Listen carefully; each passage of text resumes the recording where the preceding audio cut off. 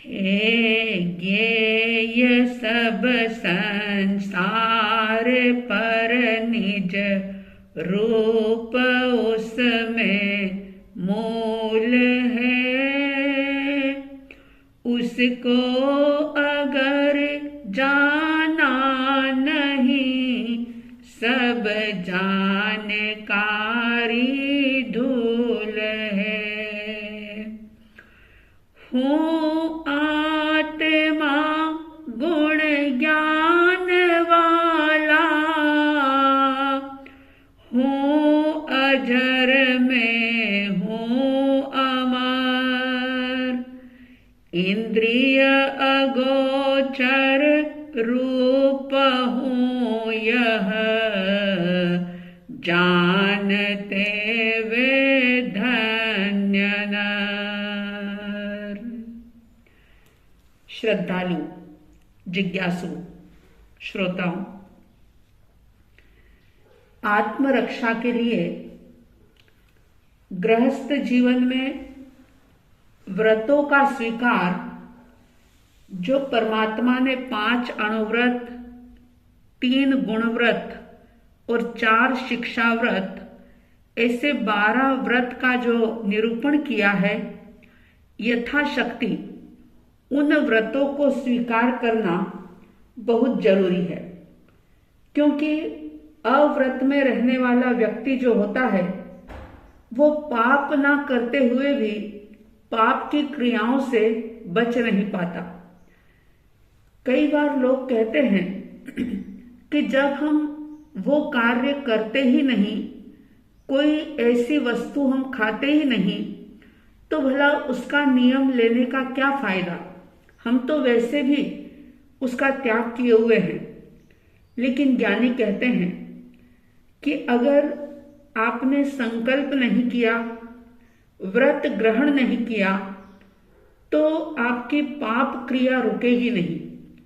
18 पापों की क्रिया लगातार ही आ रही है और व्रत लेने से वो क्रिया रुक जाती है।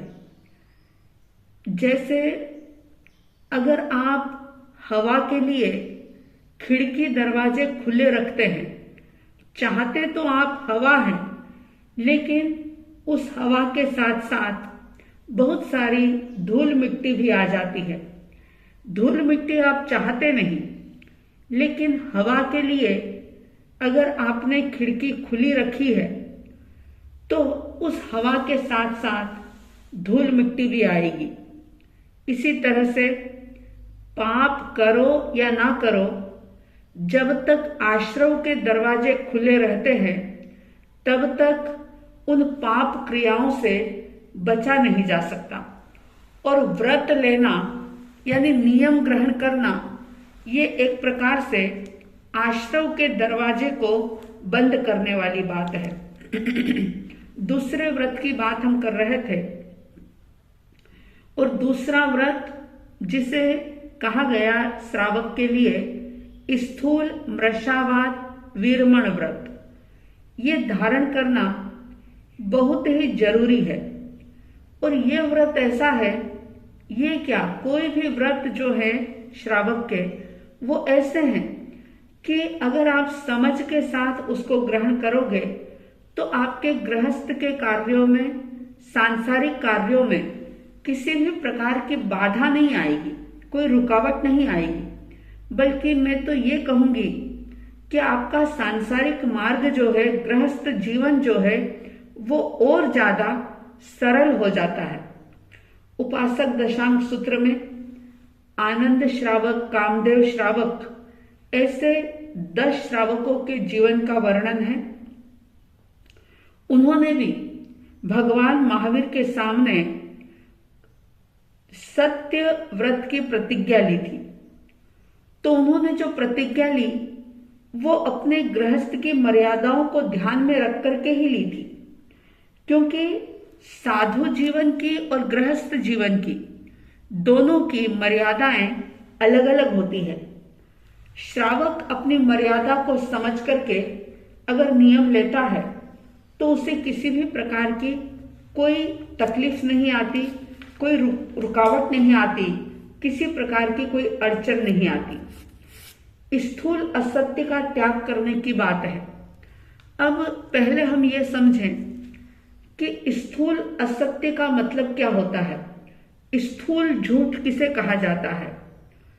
तो शास्त्रों के अंदर ये बताया कि ऐसी बात या ऐसा विचार जो लोगों की आंखों में, आम जनता की नजरों में असत्य के नाम से जाना जाता हो, या जिसके लिए राज्य के द्वारा दंड मिलने वाला हो, समाज में निंदा होती हो, और किसी भी जीव की बिना वजह से हिंसा हो जाती हो, दुख पहुंचता हो, ऐसी बात, ऐसा विचार और ऐसा कार्य, ये सब स्थूल झूठ है। वैसे तो सत्यव्रत में श्रावक के लिए प्रमाद कषाय के योग से जो एक संकल्पी असत्य होता है, उसका भी त्याग करना आवश्यक होता है। आचार्य समंतभद्र जी, जो कि बहुत बड़े एक आचार्य हुए हैं जिन शासन में, उन्होंने गृहस्थ श्रावक के सत्य की मर्यादा को बताते हुए कहा था कि गृहस्थ श्रावक स्थूल असत्य खुद ना बोले, दूसरों से ना बुलवाए, और ऐसा सत्य भाषण भी ना करे, सत्य बात भी ऐसी ना बोले कि जिससे दूसरों के ऊपर कोई मुसीबत आ जाए। क्योंकि दूसरे व्यक्ति को मुसीबत में डालने वाले जो वचन होते हैं वो हिंसाकारी तो है ही है, लेकिन हिंसाकारी होने से वो सच बात होने पर भी सत्य की श्रेणी में नहीं आ सकती। इसलिए आचार्य समंतभद्र ने बहुत सुंदर बात कही कि श्रावक अपनी मर्यादाओं को समझते हुए स्थूल असत्य का त्याग करे। अब स्थूल असत्य जो है वो कितने प्रकार का होता है? शास्त्र कहते हैं 5 प्रकार का जो श्रावक के लिए स्थूल असत्य का त्याग बताया। उसमें पहला है कन्या लिए, यानी कि कन्या के संबंध में, कन्या के संबंध में किसी भी प्रकार से झूठ बोलना, ये स्थूल असत्य है। क्योंकि वैसे तो असत्य के कई प्रकार हो सकते हैं, लेकिन मुख्य रूप से 5 प्रकार, 5 कारण बताए हैं इसके कि किन किन 5 कारणों से व्यक्ति इस प्रकार से झूठ बोलता है। तो उसमें बताया कन्ना लिए, गोवा लिए, भोमा लिए, नासा वहारो, कूड़ सखिज्जे। सबसे पहले ये कहा कि कन्या के संबंध में असत्य बोलना ये महापाप है। क्योंकि जो कुंवारी कन्याएं होती है, मानव जाति में उनको पवित्र माना जाता है। इसलिए कन्या के विषय में झूठ बोलना, झूठ विचार करना या किसी भी प्रकार का झूठा आचरण करना जो है वो बहुत निंदनीय माना जाता है। और दूसरी बात यह है कि कन्या जो है वो मनुष्य उत्पत्ति का कारण है, तो कन्या के लिए झूठ बोलने का मना किया है। जैसी है कन्या वैसी बता देनी चाहिए। विशेष रूप से शादी विवाह संबंध करने पर पुराने जमाने में जब लड़कियों को देखा नहीं जाता था तो उनके संबंध में बहुत झूठी बातें करके किसी भी तरह से लड़की की शादी कर दी जाती थी। अब एक बात समझने जैसी ये है कि शास्त्रों में कन्या लिए शब्द कहा, यानी कन्या के विषय में झूठ नहीं बोलना, लेकिन कन्या के लिए झूठ बोलने का जो निषेध है उससे सारी मनुष्य जाति के विषय में झूठ बोलने का त्याग समझ लेना चाहिए। क्योंकि फिर चाहे वह बालक हो, पुत्र पुत्री हो, स्त्री हो, प्रौढ़ हो, वृद्ध हो, कोई भी क्यों ना हो, सभी के लिए असत्य बोलना ये त्याग है, यानी त्याग करना चाहिए, इस प्रकार से समझना है। दूसरा बताया गाय के लिए असत्य बोलना, गाय के संबंध में झूठ बोलना। जैसे कन्या के संबंध में झूठ बोलने से उपलक्षण से सारी ही मनुष्य जाति के संबंध में झूठ बोलने का त्याग समझा जाता है, उसी तरह से गाय के संबंध में झूठ बोलने से ये समझ लेना चाहिए कि सारे ही पशु जगत के विषय में किसी भी प्रकार से झूठ नहीं बोलना है, यानी कि झूठ बोलने का त्याग करना है। जैसे मनुष्यों में कन्या को उत्तम माना है, उसी प्रकार पशुओं में गाय को उत्तम माना जाता है। उत्तम ही नहीं बल्कि माता का दर्जा दिया जाता है। गाय के विषय में झूठ बोलना महापाप हो जाता है। और गाय को इसलिए उत्तम माना क्योंकि गाय मानव जाति के लिए एक प्रकार का आधार है। आपने कभी गौर किया हो, शास्त्र सुना हो या पढ़ा हो तो उपासक दशांग सूत्र में जो आनंद कामदेव आदि श्रावकों के जीवन चरित्र को बताया, वहां पर यह बात आती है कि उनके पास गायों के कई गोकुल होते थे और एक एक गोकुल में 10-10 हजार गायें होती थी, क्योंकि गाय की सहायता के बिना गृहस्थ जीवन अच्छी तरह से चल नहीं सकता। पुराने जमाने में आज की तरह कोई भी पैसा देकर के दूध नहीं लेता था, प्रथा ही नहीं थी दूध बेचने की। दूध बेचना बहुत अनैतिक समझा जाता था। पुराने लोग ऐसा कहते थे कि दूध बेचना पूत बेचने के समान है। गाय एक ऐसा पशु कि जो सूखे तिनके खाकर के, सूखी घास खाकर के बदले में दूध, दही, घी इस प्रकार की वस्तुएं गाय से मिलती है। और खेती के लिए जो खाद आदि की जरूरत होती है वह भी गाय के गोबर से प्राप्त होती है। और ये गोधन बहुत ही मुख्य माना जाता था और आजीविका का साधन विशेष रूप से गोधन ही होता था। तो इसलिए गाय के संबंध में भी झूठ बोलने की बात मना कही है। तीसरा कारण बताया भूमि के संबंध में, भौमालीय, यानी कि गृहस्थ के लिए पैसा कमाना, अपने जीवन का निर्वाह करना, परिवार का पालन पोषण करना, इसके लिए भूमि एक बहुत बड़ा साधन है, जमीन। लेकिन उसके लिए अगर व्यक्ति स्वार्थवश लोभ में आकर के, अहंकार के कारण से या फिर छल कपट की वजह से या क्रोध आदि से प्रेरित होकर के अगर वह भूमि के संबंध में झूठ बोलता है तो वो भौमालिक कहलाता है, वो झूठ बोलना। भूमि के विषय में असत्य का त्याग उन सारी वस्तुओं के विषय में भी समझ लेना चाहिए जिनकी उत्पत्ति भूमि से होती है, फिर चाहे वे वस्तुएं जड़ हो या चेतन हो। जैसे फल, सब्जियां, अनेक प्रकार की जड़ी बूटियां, वनस्पतियां जो है, ये सारी चीजें भूमि से पैदा होती है।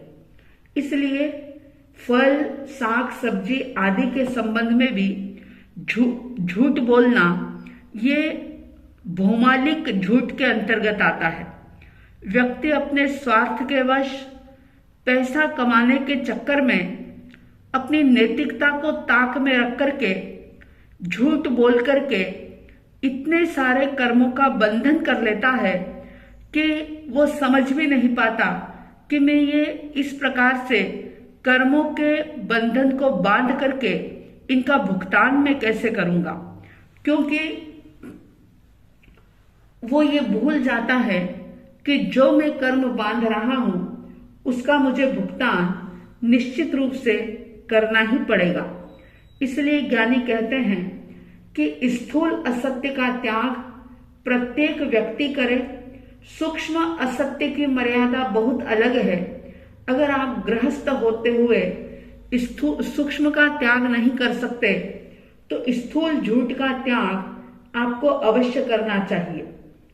जो वस्तुएं भूमि से पैदा होती है उनके बारे में भी झूठ नहीं बोलना, और साथ ही साथ जो सोना, चांदी, पत्थर, तांबा, मिट्टी आदि जो है, जो भूमि में होती है यानी जमीन में होती है, तो भूमि के साथ ही साथ भूमि से उत्पन्न होने वाली और उससे बनी हुई जो भी चीजें हैं, चाहे मकान है, दुकान है, जो भी है, उसके संबंध में भी असत्य का त्याग करना चाहिए। क्योंकि भूमि एक प्रकार का आधार है और उस पर या उससे उत्पन्न जो भी पदार्थ है वो आधेय है। तो आधार को, अगर हम आधार को ग्रहण करते हैं तो आधेय का भी अपने आप ही ग्रहण हो जाता है। ये बात हर व्यक्ति को समझनी चाहिए और इस प्रकार से समझ करके उसका त्याग करना चाहिए। चौथा बताया, कन्ना लिए, गोवा लिए, भोमा लिए, ऋणासा वहारो। ऋणासा वहारो का मतलब है धरोहर के विषय में झूठ बोलना।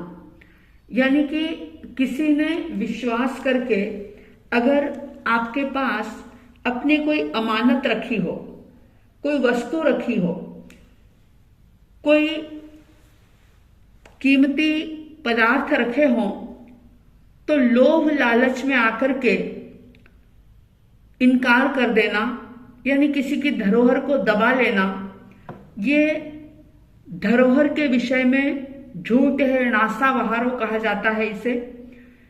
बंधुओं, लोभ एक ऐसी चीज है कि लोभ के कारण से, लालच के कारण से व्यक्ति सारे रिश्ते नाते भूल जाता है, संबंधों को भुला देता है और झूठ बोल करके किसी की रखी हुई अमानत या जो धरोहर है उसको मुकर जाता है वो, या उसको कम बता देता है। अच्छी चीज रख करके नकली चीज, घटिया चीज वापस देने का विचार करता है और इस प्रकार से वह झूठ बोल करके, मिथ्या भाषण करके बहुत सारे पाप से युक्त हो जाता है। ज्ञानी जन कहते हैं कि अगर किसी ने आपके ऊपर विश्वास किया है और कोई वस्तु अगर आपको दी है, रखी है, तो उसके संबंध में उसका विश्वास मत तोड़िए। किसी भी प्रकार से लोभ लालच में आकर के उस वस्तु को रखने की इच्छा भी मत करिए, विचार भी पैदा मत होने दीजिए। जिसने जैसी अमानत आपके पास रखी है उसे अपने समय से, जब उसे जरूरत हो, जब वो मांगे तब उसे लौटा देना, ये गृहस्थ का एक नैतिक फर्ज है। लेकिन अगर लालच में आकर के व्यक्ति उस धरोहर को दबा लेता है, नहीं लौटाता, मुकर जाता है, झूठ बोल देता है, तो ये एक प्रकार का असत्य है और ऐसा असत्य भाषण करने वाला व्यक्ति निंदनीय होता है। चाहे हो सकता है कि पुण्यवानी से, प्रबल पुण्य के उदय से, चाहे उसका ये दुर्गुण लोगों में निंदा का कारण ना बने, उसकी चाहे निंदा ना हो, लेकिन बहुत सारे कर्म के बंधन उसने बांध लिए और जो बंधन बांधे हैं बहुत रो रो करके उसका भुगतान करना पड़ता है। क्योंकि जो सोना, चांदी आदि जो भी वस्तुएं हैं वे तो जड़ है, वे आपके सुख दुख में सहयोगी नहीं बन सकती। ये तो आपकी अपनी मान्यता ऐसी होती है कि पैसा मुझे सुख देता है, लेकिन हकीकत ये है कि पैसे में या अन्य वस्तुओं में, जड़ पदार्थों में सुख देने का गुण ही नहीं है। जब उसके अंदर जो चीज है ही नहीं तो भला वो आपको मिलेगी कहां से। लेकिन मिथ्यात्व के कारण से, गलत समझ के कारण से, या यूं कह दूं कि शास्त्रों का ज्ञान नहीं होने के कारण से व्यक्ति इस प्रकार के पाप करके, ऐसे झूठ बोल करके, चंद पैसे कमा करके अपने आप को एक सफल इंसान मानता है। लेकिन ये बहुत बड़ा पाप हो जाता है और हंस हंस के बांधने वाले पाप जो हैं वो व्यक्ति रो रो करके भुगतता है और उसके साथ और नए कर्मों का बंधन करता चला जाता है। तो बहुत सावधान रहें, सजग रहें। 5वां कारण बताया है झूठ बोलने का, झूठी साक्षी देना, झूठी गवाही देना। ये झूठी गवाही जो है ये भी झूठ का, असत्य का एक बहुत बड़ा अंग है। और आजकल के समय में अगर हम देखें तो व्यक्ति ये बात समझ ही नहीं पाता। आजकल इस झूठ का बाजार जो है वो बहुत गर्मा गर्म है। कूट साक्षी, ये शास्त्रों के अंदर शब्द आता है, यानी झूठी साक्षी देना। फिर चाहे वो प्रलोभन की वजह से हो, किसी के भय से हो, या किसी के प्रेशर में आकर के झूठी गवाही दी हो, स्वार्थ हो, या व्यक्ति अपनी आदत से ही लाचार हो। अपनी आदत से लाचार मजबूर होकर के भी अगर उसने झूठी गवाही दी है तो उसने इस असत्य का सेवन किया है। और अगर व्रत लिया हुआ है और व्रत लेने के बाद भी वो इस प्रकार के कार्य कर रहा है तो समझ लेना कि उसने अपने व्रत को खंडित कर दिया है। क्षणिक लाभ के लिए या अपने आप का बचाव करने के लिए दूसरों को हानि पहुंचाना, फिर चाहे वो जज के सामने हो, पंचों के सामने हो, संघ के सामने हो, इस प्रकार से झूठी गवाही देकर के झूठ भाषण करना, झूठ बोलना, झूठे बयान देना, ये बहुत ही बुरा काम है। श्रावक होने के नाते, गृहस्थ होने के नाते या एक सदगृहस्थ बनने के लिए इन चीजों का त्याग अवश्य ही करना चाहिए। कई बार व्यक्ति, जो लोग उन पर विश्वास करते हैं, वो ऐसा कार्य करते हैं कि अगर किसी पदार्थ में कोई दोष है तो दोष होने के बावजूद भी अपना माल बहुत बढ़ चढ़ के बताते हैं, बहुत तारीफ करते हैं उस माल की, उसके गुणों की तारीफ करते हैं। और इस प्रकार से अगर वो ऐसा कर रहा है तो भी वो कूट साक्षी है, यानी झूठी गवाही के अंतर्गत आता है। आजकल लोग चंद पैसों के लिए किसी की जान लेने से भी नहीं चूकते। तो झूठी गवाही तो आप देखो कि किस प्रकार से बात बात में लोग झूठी गवाही देने के लिए तैयार हो जाते हैं और चंद पैसे के लालच में आकर के अपने जमीर को भी वो बेच देते हैं, भूल जाते हैं। ज्ञानी जन कहते हैं बहुत मुश्किल से, बहुत भटकने के बाद, बूंद बूंद पुण्य एकत्रित करने के बाद, एक पुण्य का ढेर इकट्ठा होने के बाद हमें इतना सुंदर ये जीवन मिला है।